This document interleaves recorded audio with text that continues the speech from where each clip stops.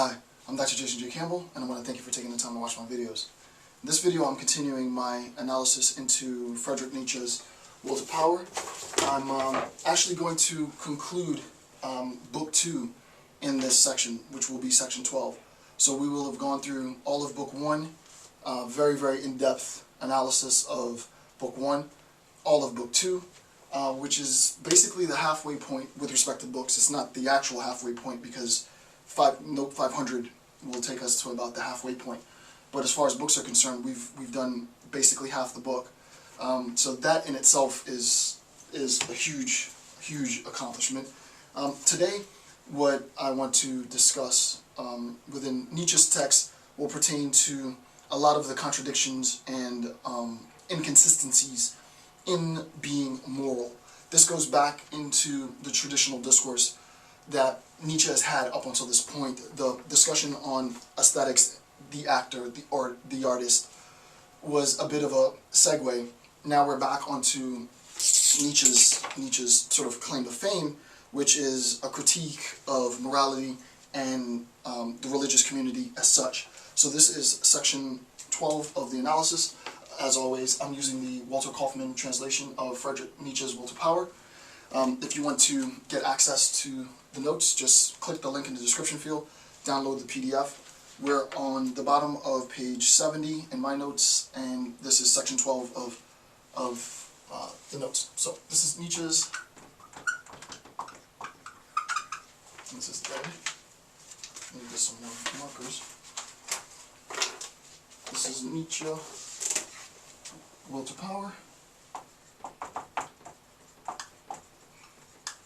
And this is section 12. And this covers notes 391 through 405. And this will complete all of Book 2.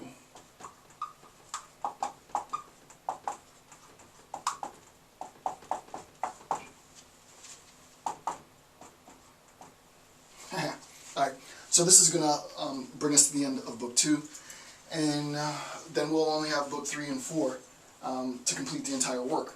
Okay, so these will be the inconsistencies in becoming moral. Nietzsche's going to look at three concepts: the concept of improvement, the concept of perfecting, and the concept of elevation. So these will be inconsistencies in becoming moral.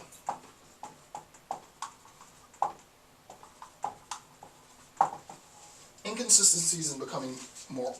Okay.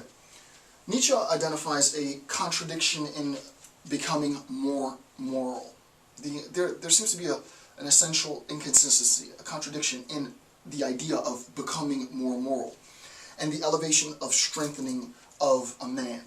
So in note 391, he introduces this idea of becoming more moral. I don't want to get into the whole Platonic discourse, and now's not the time to do that, but within the Platonic discourse there's a distinction between becoming and being. Right? So there's a becoming-being distinction. The idea of becoming, loosely, very generally stated, I don't want to get into the sort of ontological background at this level just yet, is this is a state of flux. It's a transitioning. Right? Being is a matter of existence, right? Is. Right? It's a matter of being, of existence. Right? So this idea that Nietzsche sees an inconsistency, a contradiction in becoming more moral, right, means that there are aspects of morality then that are fluid. Right? There are aspects of morality that are subject to change. Well, the idea is, if there are aspects of morality that are subject to change, to whom goes the power to change the way in which we act morally? Right? To whom goes the power to transform the manner of the moral agent's action?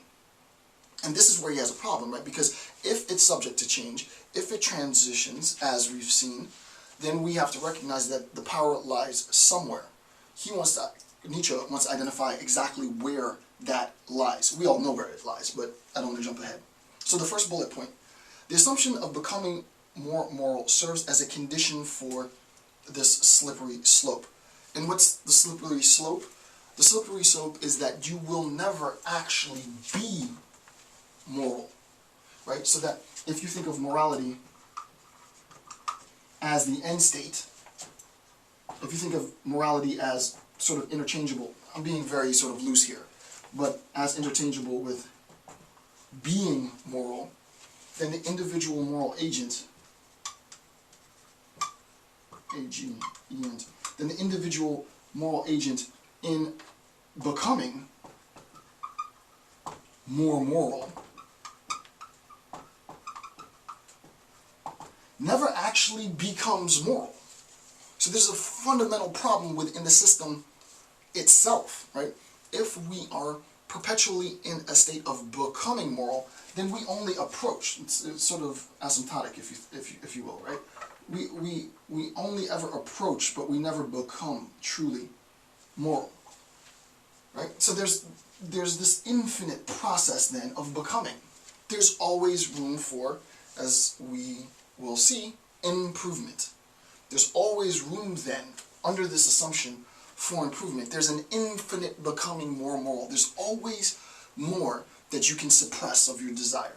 There's always more that you can divert of your desires, of your drives, of whatever primal instincts that you might have. There's always more room to improve, right?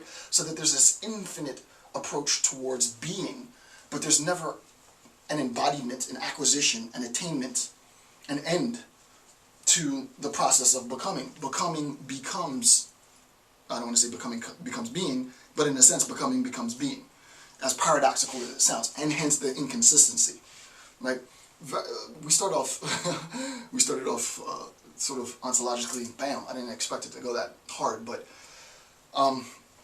the idea is if you create a system, since Nietzsche would argue there is a system in place that allows the moral agent to infinitely improve, what we have is an infinite state of becoming and never actually being, so that the goal itself of actually being moral conflates because of the impossibility of ever actualizing that end, right? This end state as end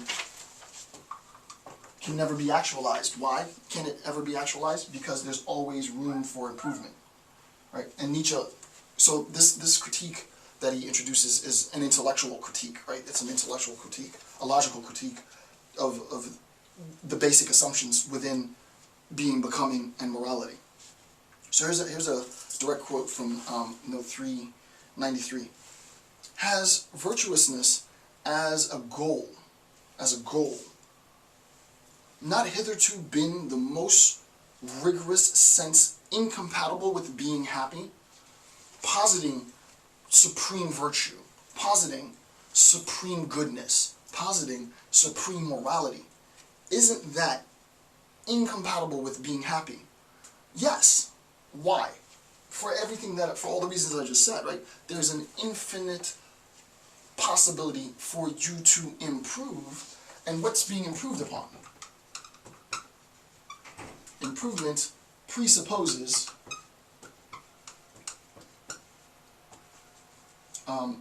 the suppression of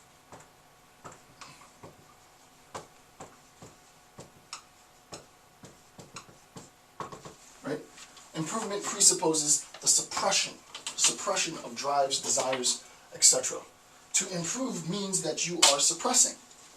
To improve means that there is an increased suppression of the will, right? The increased suppression of the will, as we saw in the last section, right? Nietzsche would say that the most free artistic act is an act that is itself derived in the pure free will of subjective interpretation, right? That pure free will of subjective interpretation is the act of the artist, right? Really, to be technical, is the act of becoming, right? You transform the internal, external